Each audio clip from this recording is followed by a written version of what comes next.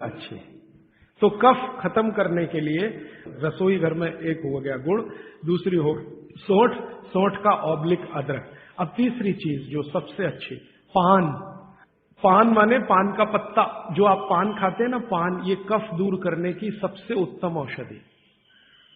लेकिन पान भी वही चक्कर आएगा। कौन सा पान? जो गहरे रंग का। हर चीज में ये नियम है, गहरे रंग का। गहरे रंग का आप उसको कहो जी देसी पान, तो देसी पान। गहरे रंग का पान जिसका रंग बहुत गहरा हरा, एकदम काला जैसा हो तो और भी अच्छा। ये पान कफ नाशक है, बहुत ही जबरदस्त चीज है ये पान।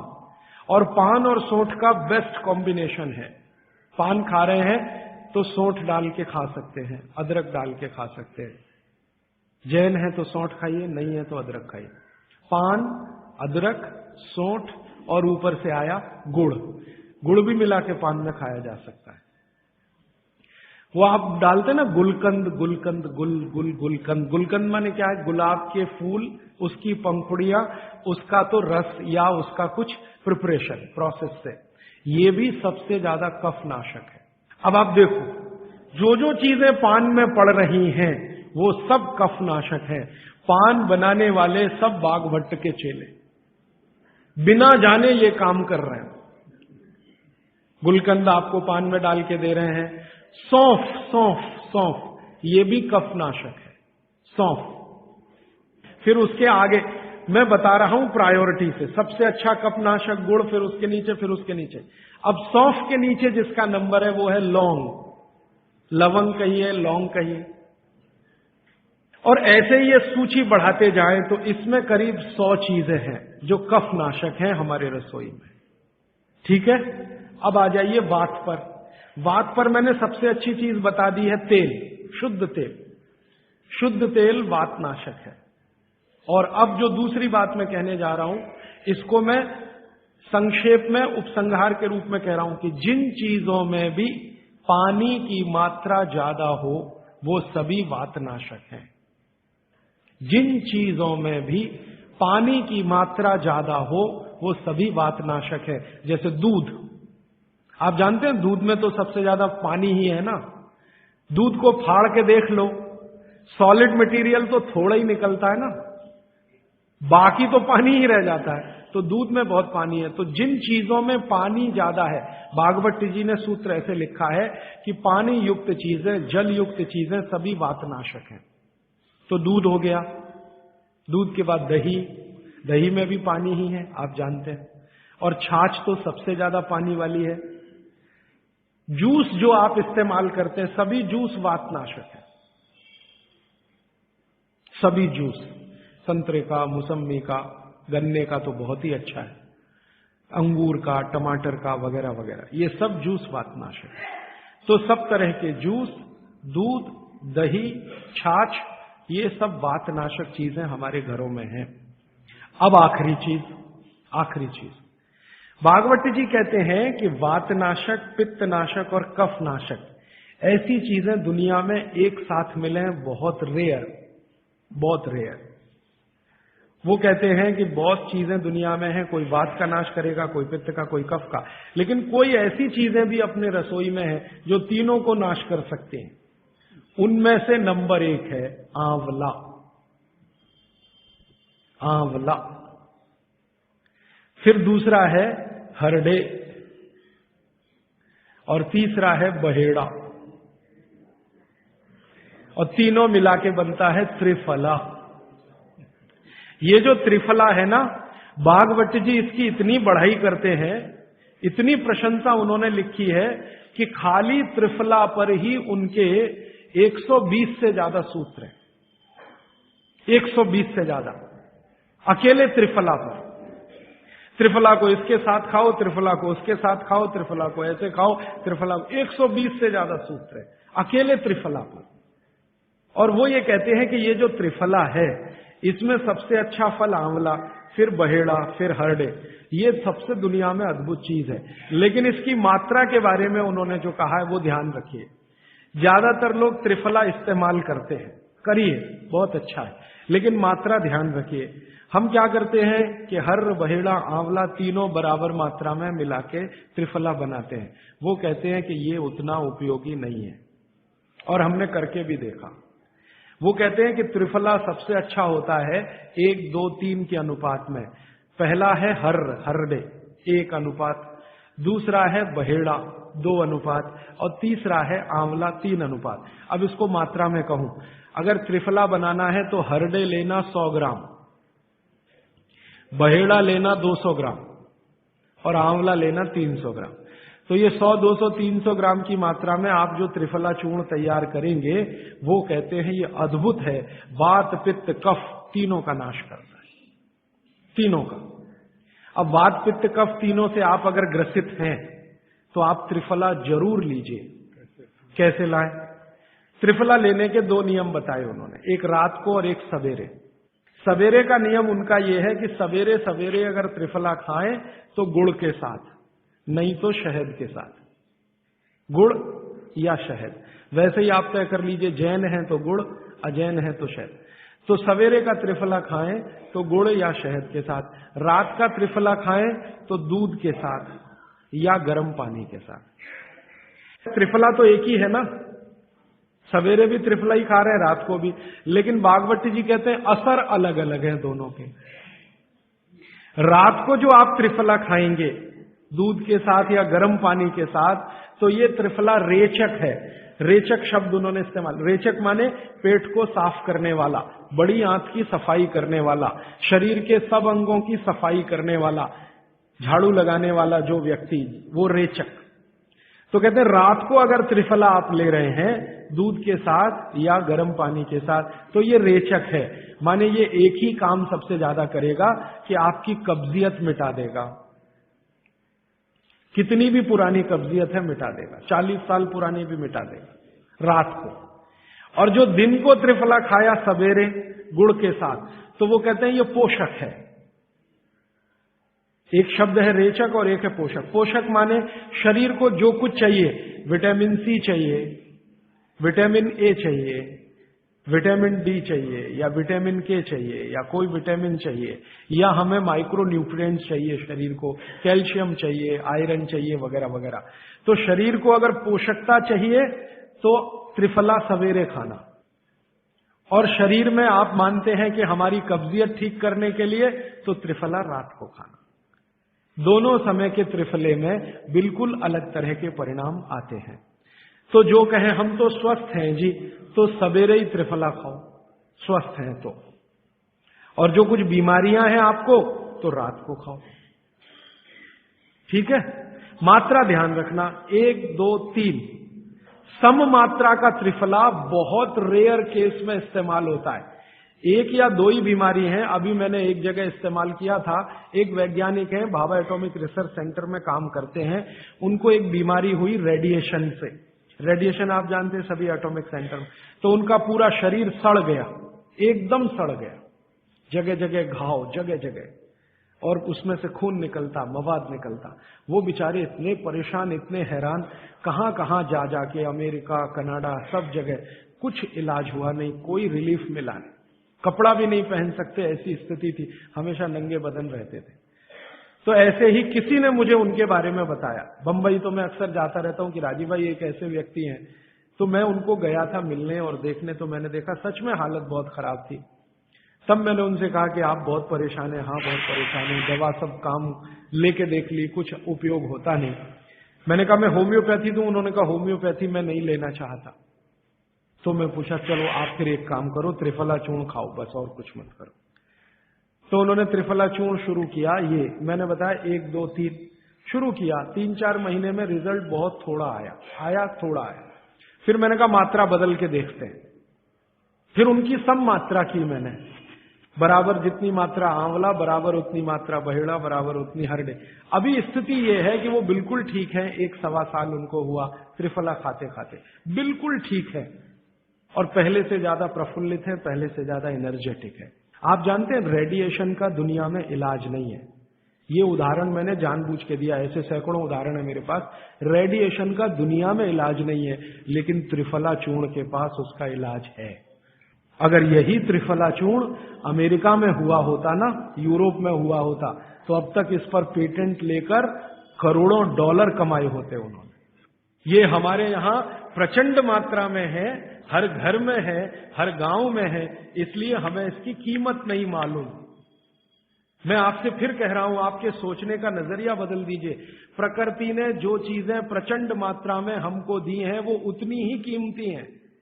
वो प्रकृति की हमारे ऊपर कृपा है जो हमारी जरूरत के हिसाब से दी है। आंवले का इतना उत्पादन इस देश में होता है, आप जानते हैं।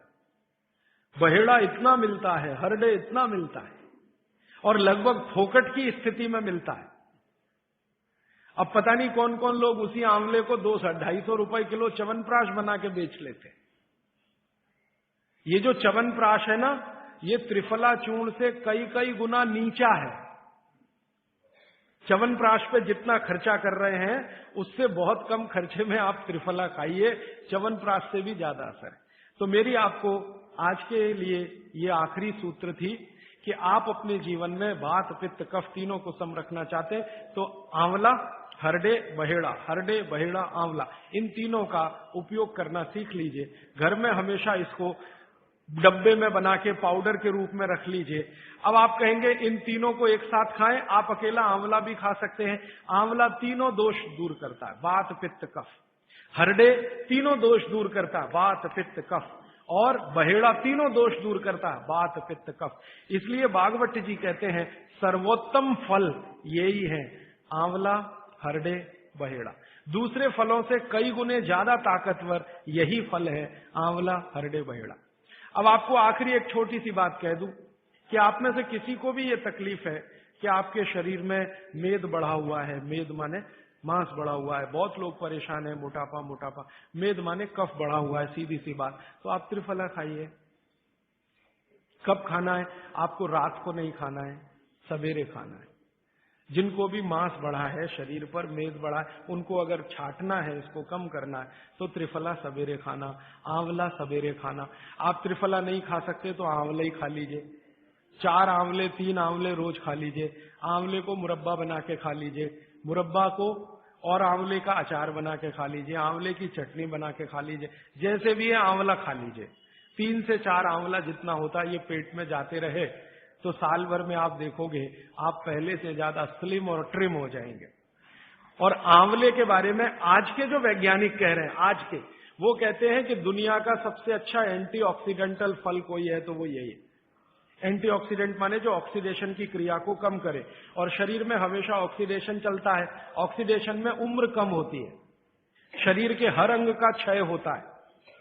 तो अगर उम्र बढ़ानी है और अंगों का क्षय बचाना है तो आंवले से अच्छी कोई चीज नहीं। दैनिक जीवन में भोजन में इसको जरूर धारण करिए। भागवत जी कहते हैं कि जब त्रिफला खाएं, आंवले के बारे में तो वो कुछ नहीं कहते, वो कहते हैं साल भर खाओ, 2 साल खाओ, रोज खाओ, कोई दिक्कत। त्रिफला खाएं तो 3 महीने लगातार खाने के बाद थोड़े दिन छोड़ देना। 3 महीने 90 दिन खा के थोड़े दिन छोड़ देना, माने 15-20 दिन छोड़ देना, फिर अगले 3 महीने खा लेना, फिर 15-20 दिन छोड़ देना, फिर 3 महीने खा लेना। क्यों कर लेना ऐसा?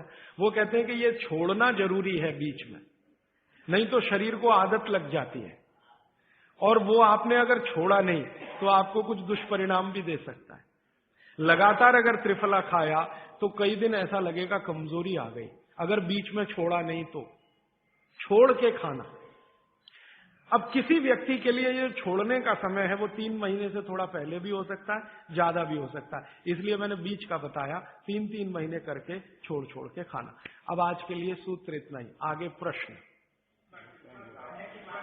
जी, मात्रा कितनी? मात्रा में बता देता हूं। जिनको वजन कम करना है, वजन कम करने के लिए त्रिफला या आंवले का उपयोग करना है तो आंवला 3 से 4 और त्रिफला हमेशा बड़ा टी स्पून, एक तो छोटी चम्मच होती है, एक थोड़ी बड़ी चम्मच, तो 1 चम्मच, हाँ, गुड़ के साथ सुबह, नहीं तो शहद के साथ। और जिनको रेचक के रूप में उपयोग करना, पेट साफ करने के लिए, आंतों की सफाई करने के लिए, वो रात को खाएं।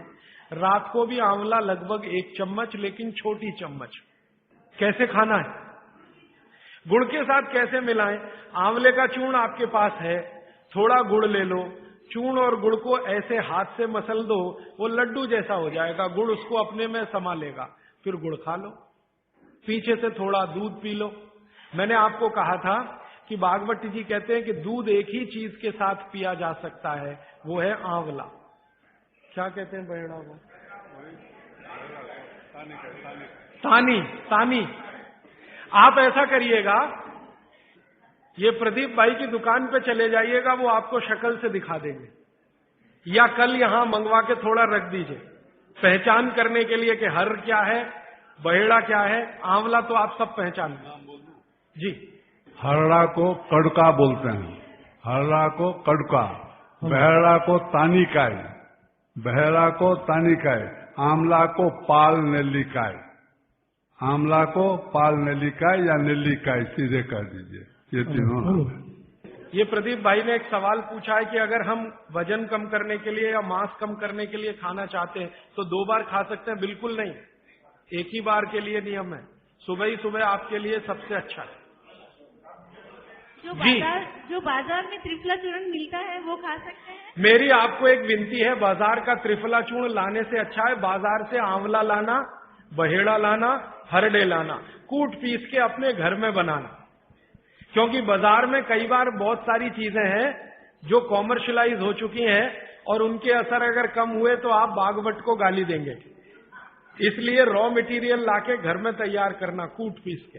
जी, आपने गुड़ की बहुत महत्वपूर्णता बताई, परंतु डायबिटीज पेशेंट्स क्या करें उसके लिए? गुड़ आप डायबिटीज में खाइए, भरपेट आंवले के साथ खाइए, त्रिफला के साथ खाइए, कोई तकलीफ नहीं, कोई तकलीफ नहीं है गुड़ खाने में। डायबिटिक लोग भी गुड़ खा सकते हैं, शुगर ना खाएं। और जूस का क्या करें? डॉक्टर्स तो कहते हैं डायबिटीज डोंट ईट फ्रूट्स करके। आप बिल्कुल चिंता मत करिए, आप भगवान की दी गई जो शक्कर है, ईश्वर की दी गई शक्कर है, जूस में है, फल में है, वो आपको शायद मालूम है या नहीं।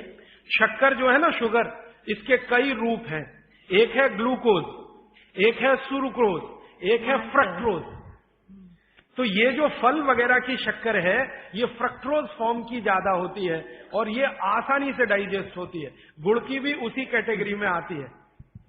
तो आप चीनी मत खाइए, गुड़ खा सकते हैं, शहद खा सकते हैं, फल खा सकते हैं। मीठे कोई भी फल खाने में तकलीफ नहीं है, बशर्ते कि त्रिफला खाते रहें, थोड़ा त्रिफला लेते। जिनको भी डायबिटीज है वो भी त्रिफला का सेवन करें, क्योंकि डायबिटीज मैंने कहा ना वात का रोग है, तो वात कम करेगा। त्रिफला में तीनों चीज है जो वातनाशक है, आंवला, हरडा, बहेड़ा। त्रिफला आपने कहा लेना है रात को और सुबह कब लेना? जैसे खाने के पहले, खाने के बाद? रात को तो आप लें, पेट साफ करना हो, कॉन्स्टिपेशन दूर करना हो। देखिए, मैं अब थोड़ा बता ही दूं, बवासीर अगर किसी को है, ठीक करने के लिए त्रिफला लेना चाहते हैं तो रात को लें। मूड व्याध, पाइल्स जिसको आप कहते हैं, हेमोरॉइड, वो जब भी ठीक करने के लिए त्रिफला लें तो रात को लें। बगंदर, ये ठीक करने के लिए त्रिफला लें तो रात को लें। माने मेरे कहने का है, पेट से जुड़ी बीमारियां ठीक करने के लिए त्रिफला उपयोग करना है तो रात को। चम्मच एक छोटी, दूध के साथ या गर्म पानी के साथ। और अगर आपको मांस कम करना है, कफ नाशक बीमारियां, कफ से जुड़ी हुई बीमारियां, तो सुबह खाने के बाद लेंगे, रात को, और सवेरे लेंगे खाने के पहले। खाने के ही नहीं, नाश्ते के भी पहले 40 मिनट, नाश्ता करने से 40 मिनट पहले। जी, आपने बताया कि त्रिफला 1, 2, 3 के अनुपात में बनावे हैं, तो आपने जो मुंबई वाली बात करी, तो मुंबई वाले भाई साहब को पहले आपने 1, 2, 3 के अनुपात वाला ये त्रिफला दिया, वो जब बराबर काम नहीं किया तो फिर आपने समकालीन दिया और वो बिल्कुल ठीक हो गए। तो ये क्या प्रोसेस हुआ? हाँ, ये सवाल थोड़ा टेक्निकल है। इसमें हुआ क्या कि जब आंवले में हरडा, बहेड़ा और आंवले को 1, 2, 3 के अनुपात में हम रखते हैं तो आंवला ज्यादा है। आप निश्चित रूप से देखें, 3 मात्रा है, आंवला ज्यादा है। आंवला माने विटामिन सी का भंडार, आंवला माने कैल्शियम का भंडार, आंवला माने ये, आंवला माने वो। तो अब जब बीमारी उनको रेडिएशन की थी तो ऑलरेडी उनके शरीर का विटामिन सी बढ़ा हुआ है, क्योंकि रेडिएशन से वो एक्स्ट्रा होता है। तो हमने देखा आंवला अगर मात्रा उनके साथ है तो वो काम नहीं कर पा रहा है इतना, जब 3 मात्रा का है, क्योंकि जो चीज पहले से बढ़ी है वो और बढ़ाएगा। तो फिर हमने इसको कम कर दिया, हरडे और बहेड़ा को बढ़ा दिया, तो सम हुआ, तो रिजल्ट तुरंत आ गया। तो ये रेडिएशन जैसे गंभीर बीमारियों में, कैंसर जैसे गंभीर बीमारियों में इस तरह का उपयोग होता है आंवला हरड़े बहेड़े का बराबर मात्रा में। लेकिन बाकी जो साधारण बीमारियां हैं उनमें 1, 2, 3 ही रहता है, क्योंकि आपको कई जगह कैल्शियम की जरूरत है, विटामिन सी की भी। जितने लोग मोटे हैं उतना शरीर में विटामिन सी कम, जितने लोग मोटे हैं उतना कैल्शियम कम। तो कैल्शियम कम है, विटामिन सी कम है, तो मैं आपसे कहूंगा ही कि आंवला 3 मात्रा में लो तो वो बढ़े, तो बाकी चीजें कम हो। तो ये चक्कर है, ये थोड़ा टेक्निकल प्रोसेस है, आप लेकिन समझ जाएं, सरल भाषा में मैंने कोशिश की है बताने की। जी। In 1992, I went to Rajasthan. I studied Jainism. I have been following. I was 120 kg with top to bottom all diseases. Today, I am standing without any disease. I am 66. I am following 100% Swamiji's. I don't take idli, chapati or sugar. Particularly white sugar is nothing but carbon. Nothing but carbon. Carbon, charcoal koi खाएगा. The same way, the refined oil, nothing but again carbon. Asphalt, road के डालेगा ना, tar, that is.